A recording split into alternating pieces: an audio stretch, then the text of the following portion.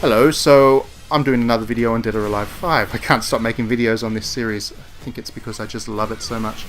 But today I'm going to look at the costumes, because there were 8 or so season passes that were released. Each one was predominantly about the costumes. There were a couple of dozen costumes in each season pass. Each one would set you back a little over $100 in Australian, and that made it quite an expensive thing if you wanted to buy them all.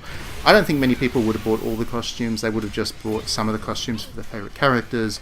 But it became a big thing, big part of Dead or Alive 5, and a point of differentiation between Dead or Alive 5 and other fighting games. So I hope that Koei Tecmo continues this with Dead or Alive 6. I hope there's a lot of costumes.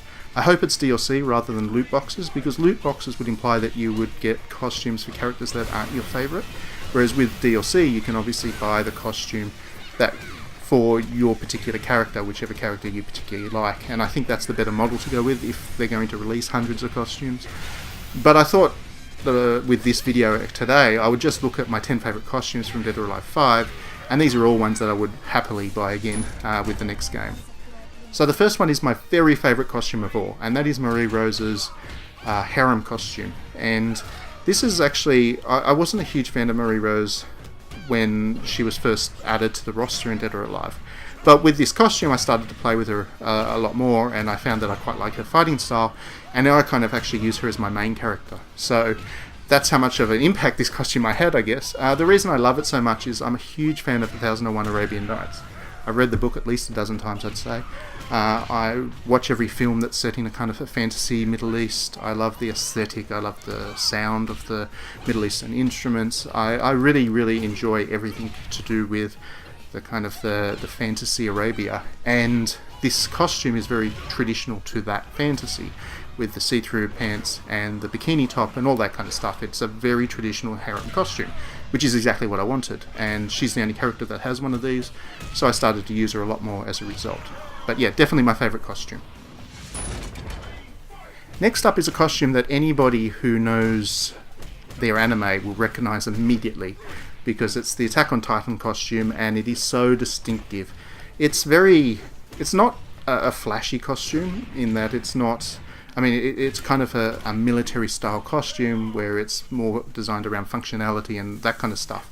But it's so distinctive because Attack on Titan is such a big franchise. And Koei Tecmo has the license to Attack on Titan, has produced a couple of Attack on Titan games, and then obviously decided to do this crossover as well, where all of the characters actually have their own Attack on Titan costume.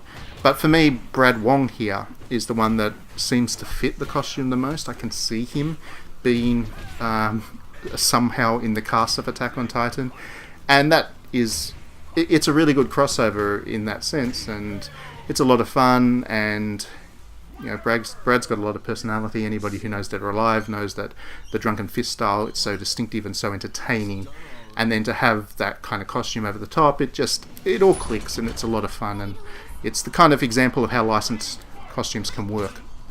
Next up is the Chong Sam. Now the Chong Sam is actually a piece of actual fashion from the really real world. It's a piece of Chinese fashion. I think it came at the turn of last century and has become quite a big thing, because it's kind of sexy but also elegant and graceful. They don't look exactly like this one. They tend to have a longer skirt, but they are a body-hugging one-piece dress with open legs on the side, and that's obviously designed to really show off the legs and the female figure and all that kind of stuff. So I picked the Chinese character, Lei Fang, to model it for this video, because it seemed to make sense. But yeah, it's good to have some not realistic but authentic costumes to go with the more nonsense fantasy costumes that the game has as well. One of the big things about Dead or Alive is obviously the extreme variety of costumes that you have to play with, and this kind of represents that for me. Next up is another crossover. Samurai Warriors is a big deal for Koei Tecmo, obviously. It's one of their major properties, so they decided to do a crossover with Samurai Warriors as well, and they actually even added a Samurai Warriors character into the game, so that's how tightly these two franchises have ended up related to one another. This is Honda's costume. He's one of the more powerful fighters, and it's on Bayman, one of the better male fighters, I find. I quite enjoy fighting with Bayman, actually. He's brutal. Got a good Russian accent as well. But yeah, it's a great costume and it suits him, and it adds that nonsense. Again, everything's a nonsense with Samurai, with Dead or Alive, but it has another layer of nonsense, and it's just good fun. So another great costume, another great crossover for the series.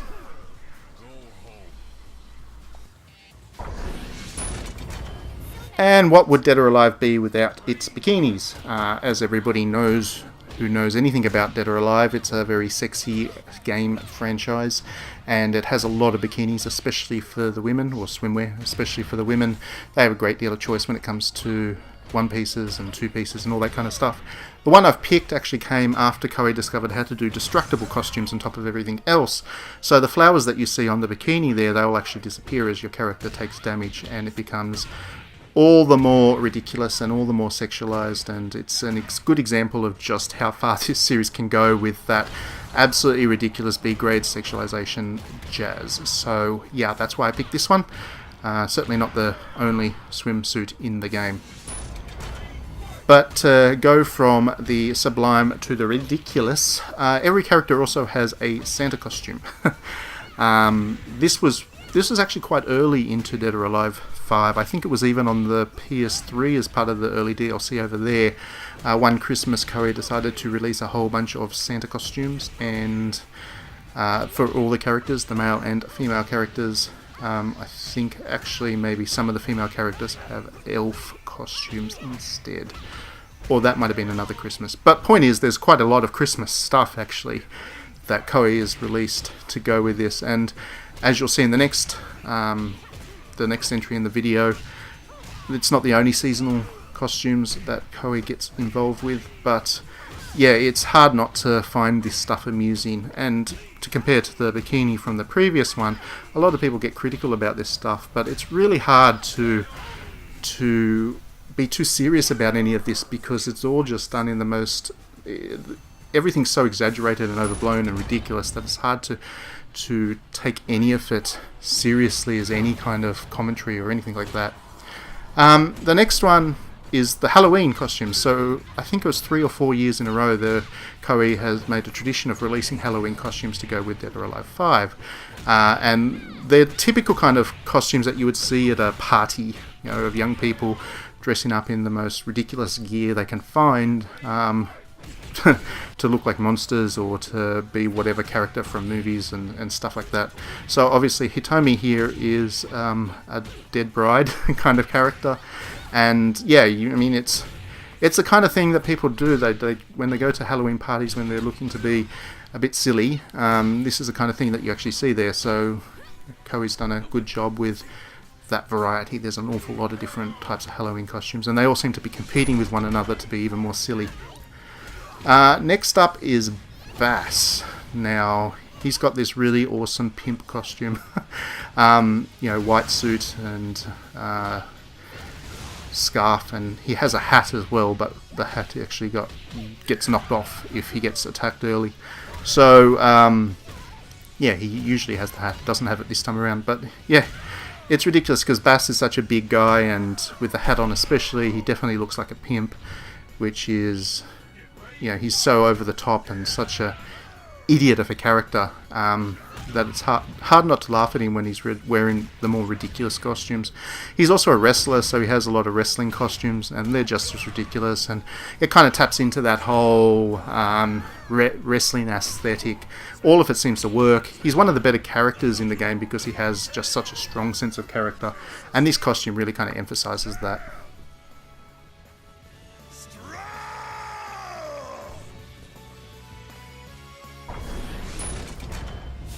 Another favourite crossover of mine is the Atelier series. So Koei Tecmo released a series of costumes for the female characters. I can't remember if any of the male characters got them as well, where they dress up as various characters from that very long-running JRPG series. This one that you see here is Honoka dressed up as Rorona, who is one of the better Atelier characters, one of the more distinctive, one of the more beloved. And yeah, it's really good. It's a very good effort at turning the costume into something that would look like cosplay, because Attilia is not sexualized in the same way that Dead or Alive is. It's not sexualized at all, really. Attilia is all about being sweet and innocent and charming and cute, and the costumes are all kind of adorable kind of designs as opposed to the more raunchy stuff. So what Koei Tecmo has done really well here is take the costumes and turn them into something that looks like a cosplay of somebody who's trying to be a sexy version of these characters, and certainly this one works in that way. And I really like it. I really like Rorona the character. I'm not a big fan of Honoka, and I wish that a different character had the Hitomi costume actually. But yeah, it really works, and it's one of the better crossovers that Koei's done of the many. And then finally, I'm doing another Marie Rose because I can, and why not? Cheerleader costume, and this is another really early costume that Koei put out as DLC for obvious reasons. Everyone knows that cheerleaders and Dead or Alive go together like, I don't know, what are two good things that taste really good together? Cheese and wine. And yeah, I mean, every costume is basically the same, different colour for different character. Marie Rose is blue, Kokoro is mauve or something, I think. But yeah, it's an easy costume to put on this list because it's just so easy to pick, because it's so perfectly attuned to what the game kind of stands for with its costume designs. And that's it. That's my top 10. Thanks very much for watching, and I'm sure I'll be putting another Dead or Alive video together at some point, so see you at the next one.